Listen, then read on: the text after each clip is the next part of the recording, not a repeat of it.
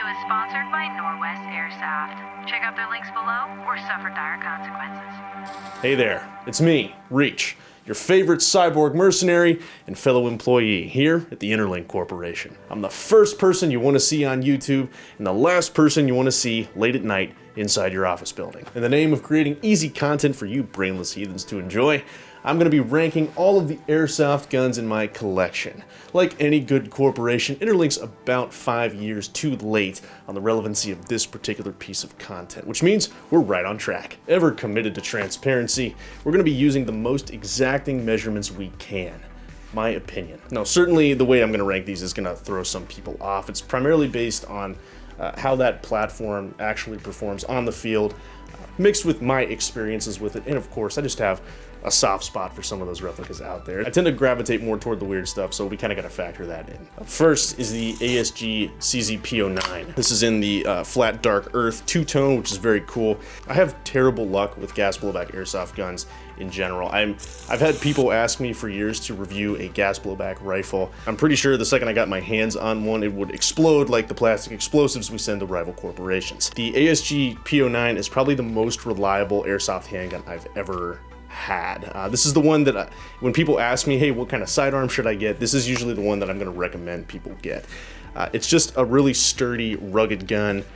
It's got a larger frame, so it's pretty easy to, get a good grip on. You can tell on this one, it's got a lot of wear and tear on it because it is just, it has been just strapped on my belt and taken through so many games. And I've got, quite a few players out with this thing, so ASG CZP09 is going to get a B. Solid pistol, but it is an airsoft handgun. Next is the Marushin Super Blackhawk. This is 10 inches, man. Bar none, the most beautiful gun in my collection. Marushin makes such a nice looking gas blowback gun, man. That is so nice. But the Blackhawk is a collector's piece. This is a gun that I've never fielded and I probably will never field. I'm an airsoft reviewer, and over the years I have gotten my hands on a lot of airsoft guns. I typically don't like to reach for stuff that doesn't have some kind of functional appeal. This is just a really cool piece of my collection, just a beautiful example of airsoft gunsmithing, I guess. As far as ranking this thing goes for usability, I gotta rank this thing a D tier, man. It is, you got 6 shots, fairly accurate hop-up unit, but it's an airsoft revolver, man. Gas blowback automatic's probably gonna kick this thing's butt any day of the week. Speaking of airsoft revolvers, we've got the Chiappa Rhino 50DS. I had terrible luck with this thing. Again, continuing my history of bad luck. It's the 5-inch version of the Chiappa Rhino series. It's got a very cool linkage handle. You can see that hammer isn't like a traditional hammer. You got your low-profile hexagonal cylinder, which just looks so slick, man. That thing is beautiful. The real reason that I've kept it around is because I love the Chiappa Rhino. I think it is so sleek. It's got that retro-futuristic appeal that I just really admire. It's in a ton of different sci-fi movies as well, which is always a big win for me. The Chiappa gets a D. It's a big, sexy hand cannon. It's very cool. It definitely makes a statement, but it's just really not practical. Up next is the SEMA PP19 Bison. This bad boy is absolutely fantastic. The PP19 is definitely an iconic gun. I did a review on this a couple of years ago, and I still stand by what I said in a lot of those videos. It's quirky, but it really works. It has SEMA's very reliable version 3 gearbox in there. It does have full metal construction, so it's heavier, but it's very mobile, and it beats out the P90 by about an inch. The biggest thing holding this thing back is probably its most prominent feature, which is that helical magazine that feeds on the bottom there. So the PP19 has a side-folding stock, which makes it more mobile. Getting a cheek weld with a triangle folder is not my favorite, but if you can kind of overcome the weirdness of how thin and uncomfortable that stock is, it does the job. All that said, very solid performer, a ton of fun to run on the field, definitely turns some heads as well. I'm gonna give it a B. Very usable, but you kind of got to overcome some quirks. I've got a thing for weird plastic guns from the 90s, and the P90 is the king. Despite my gun fetish for the P90, It's a very, very flat shooter.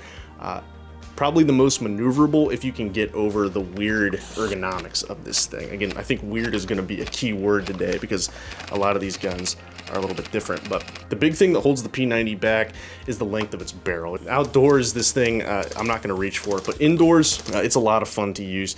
I think nowadays it does feel like more of a novelty, especially with some of the crazy stuff that's available out there. But man, you can't beat one of the classics. That's the Tokyo Marui P90. P90 is going to get a C. Let's take a look at the first airsoft gun I ever reviewed. This is the CSI XR5. This thing is a piece of crap.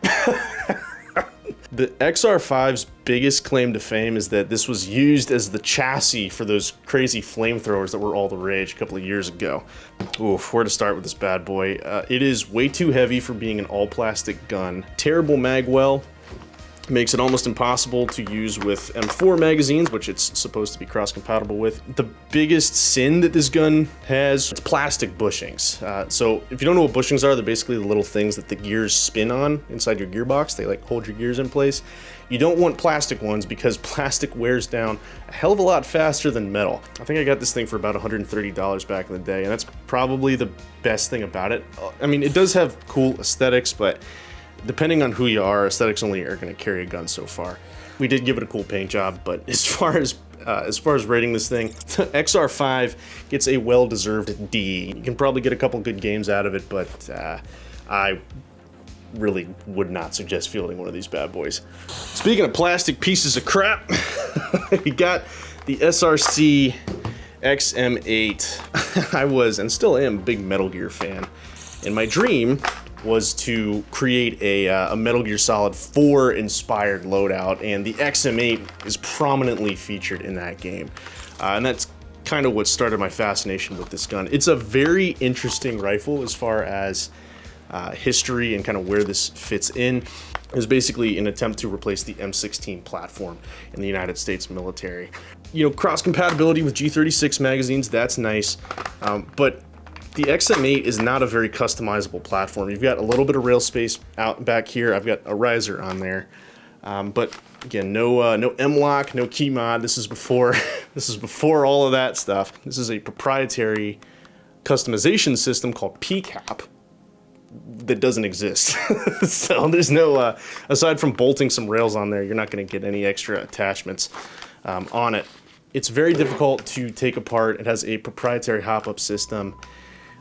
And just generally, it's just very plasticky. It's not a well-made AEG, which is really a shame. Now, one day I would love to crack this thing open and turn it into some kind of monster, but that day is not anytime soon. The XM8, as cool as I think it is, gets a D. Let's do our AAP. So the AAP, this is Action Army's all-polymer pistol. It's cross-compatible with WeTech Glock mags, which are extremely common. It's got 14mm negative threads, cool fiber optic sights on there, and it kind of looks like a kind of a souped up like Ruger 22, which is pretty cool. The price tag on the AAP is relatively low for all of the features that you get. It is select fire, meaning you can fire in semi-automatic or an automatic. In the box, you get Picatinny rails for the top and bottom, so if you want to mount a flashlight or you want to mount some kind of optic, that's great. Really, I think these things made a name for themselves because you get a lot of bang for your buck.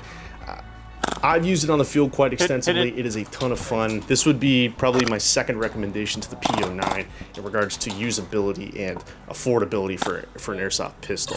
AAP, that's going to get a solid B, right up there with the P09. Very, very solid performer. But I think my big critique of it is the all-plastic body. Again, that's to keep the cost down, but I do think that detracts from the experience of using this gun a little bit. This right here is the SRU SNP10, and this is a very weird gun. So what this actually is, or how it started its life, was as a JG Bar 10 G-Spec. That's what this kit is originally built for, and it's inside of a 3D printed body kit, which is made by SRU, or I think Strike Recon Union, I want to say. When SRU announced this kit, I noticed that it is based on the Chem Rail from Elysium, which is one of my favorite movies, and that gun, the gun in that movie is absolutely fantastic. The cool thing about this is that it's not just a pretty face. I really wanted to pack as many performance parts as I could in there. The internals of this thing are completely custom. This is a full Action Army VSR-10 build. It is very, very accurate. The only thing I have not been able to replace on it, and it's kind of a necessary upgrade for a VSR-10 build, is the trigger, because a zero trigger, which is really the trigger you should go for with a VSR-10, they're not compatible with this body kit. That kind of sucks. I want to give this one an A. I really do. It does have some issues with magazine compatibility, but it is a very practical gun. And the 3D printed furniture actually cuts down on the weight a little bit. So even though it's weird, it does have its applications. The Dragunov, this may be the oldest airsoft gun that I own. This is an Echo 1 Red Star CSR. I don't know if they actually sell these anymore, but this thing is absolutely awesome. I used this for a very, very long time.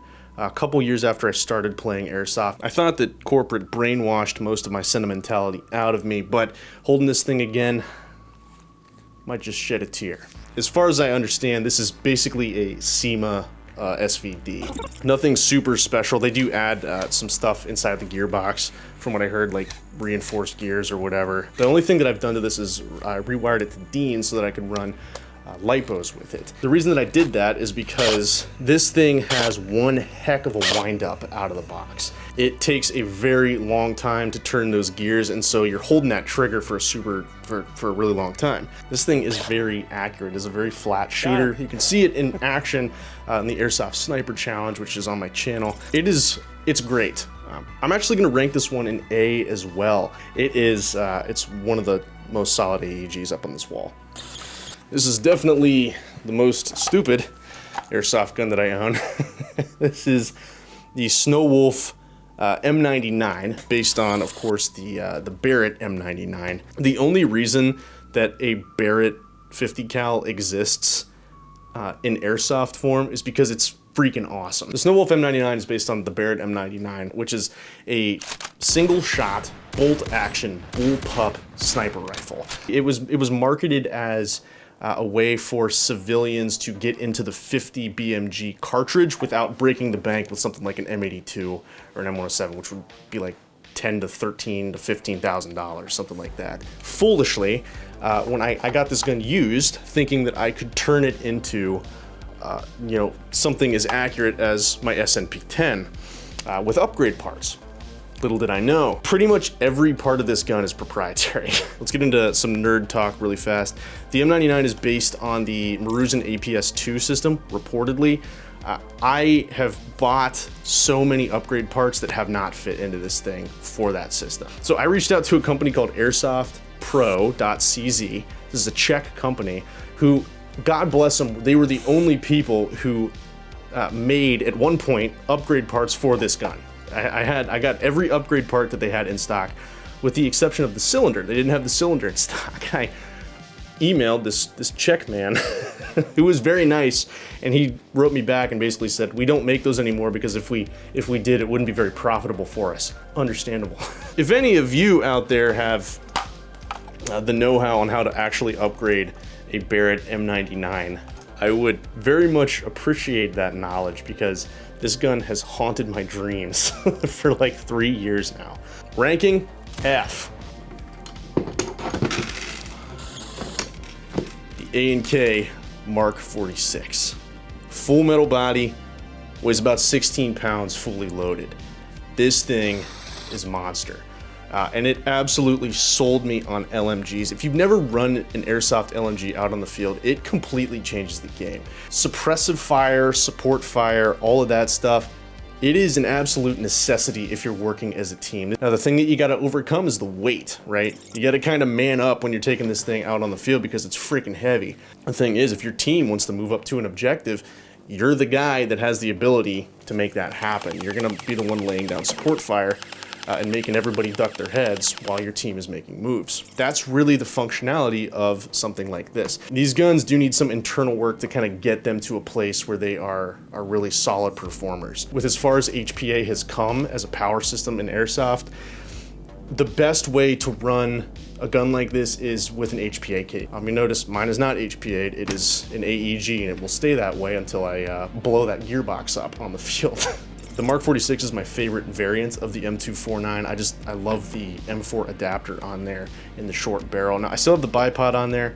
I probably shouldn't, and that's gonna get removed at some point along with that dust cover. I just kind of like the way the dust cover looks. The Mark 46 gets an A rank. Situational, but extremely functional. Very effective way to play airsoft, and also, you know, kind of motivates you to work together in a team. I love the Mark 46. All right. We're down to our last two. Oh, the right arm of reach. The G&G F2000. I made a whole video about why this gun is bad and why I still love it. When I got this gun, it was kind of in a state of disrepair. It didn't function very well. It had a hard time spitting out BBs, and I had to put in a lot of work to get this thing to run effectively. Basically an entire gearbox rebuild. I put in the Shadow Regime trigger, which I talk about in that video. This gun rocks. I take this thing out with me all the time. This is, if you see me on the field, this is probably the gun that I'm using, and it gets a lot of comments, you know. People think, hey, that's really cool, I've never seen one before.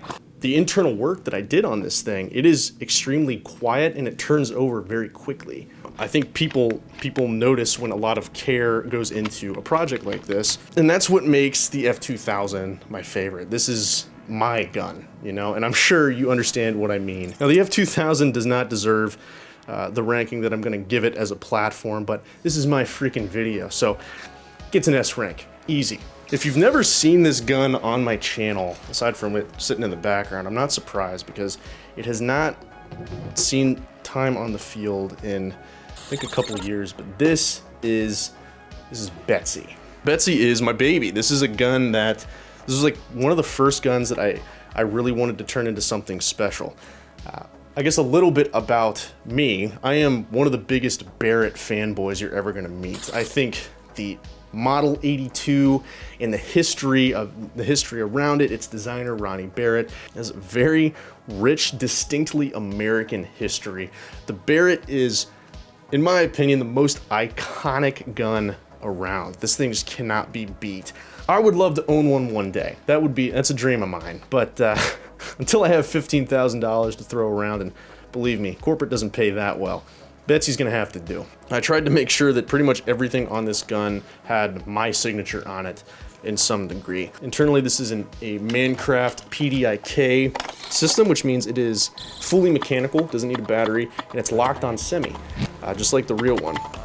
Internally, I have a 500mm stainless steel barrel. There's a Pro-Win hop-up, which is probably overdue for getting swapped out because there's just better options out there now, but that was also flat hopped by me. Now, chances are you've seen a Snowwolf M82 out there before, but you may not have seen a green one, especially not like this. I did a very specific dual tone pattern because I wanted it to look unique, and I hadn't seen another one out there. I used a special kind of paint called Duracoat, which it's not to the level of Cerakote, but it's a little more sturdy than regular spray paint. I've got some plastic flip-ups on there just for looks. CNC flash hider. Let's look at that old classic anti-tank muzzle, dude. That 2-port, that thing is a freaking monster. I actually know a lot of weird facts about the Snowwolf Barrett and how it came to exist in Airsoft. So if you're interested in learning more about Airsoft 50 cals, leave a comment down below. Let me know if I should actually make a video about that, if that's something you'd be interested in. This just uses version 2 parts. I could put all the guts that I have in here into an M4 and have a much more maneuverable gun. But come on. This thing is freaking awesome, and nothing quite matches the spectacle of a big, sexy gun like this, and that's why Betsy gets an S rank. Is it practical? No. But is it cool? Yes. And in Airsoft, that's all that freaking matters. Alright, employee, your job is to go down in the comments and let me know which one of these guns that I showed you today is your favorite. Which one did you think was the coolest? But also, let me know out of your collection, which Airsoft gun that you own is your Betsy, that one that is just special that you're never gonna part with. I wanna know. The last thing that I wanna say here at the end is that I've got a lot of airsoft guns. I do. I've been playing the game a long time, and this is something that I'm passionate about, but you don't need a bunch of airsoft guns to make you happy. The thing that is going to make you happy is hanging out with your friends and doing something together. You don't need a cyborg mercenary to tell you how to live your life, but in this increasingly optimized and interconnected world, it is very easy to lose touch with people. So I've encouraged you before, and I encourage you again, get out on the field, spend time with your friends, or make new friends out of the strangers that you meet on the field. You know, go out there, practice your communication, your teamwork, your leadership skills. Those are all things that are really important. Do not lose hope, my friends. We live in a hopeless world sometimes, and there's plenty of bad guys out there. Don't be another one of those. Airsoft and the internet are not life, so keep each other accountable, uplift one another, try every day to improve yourself, and stay corporate approved. It sends players walking back to spawn with their pants full of poop. Nothing happened. And now I gotta freaking record this all again. Hey everybody, I'm back. I gotta go through my whole spiel about the M99 again? That was gold. That was gold. Freaking thing sucks. Could you do me a kindness? Could you do me a kindness? Thank you. That'd be awesome. Break the gun on camera. Take two.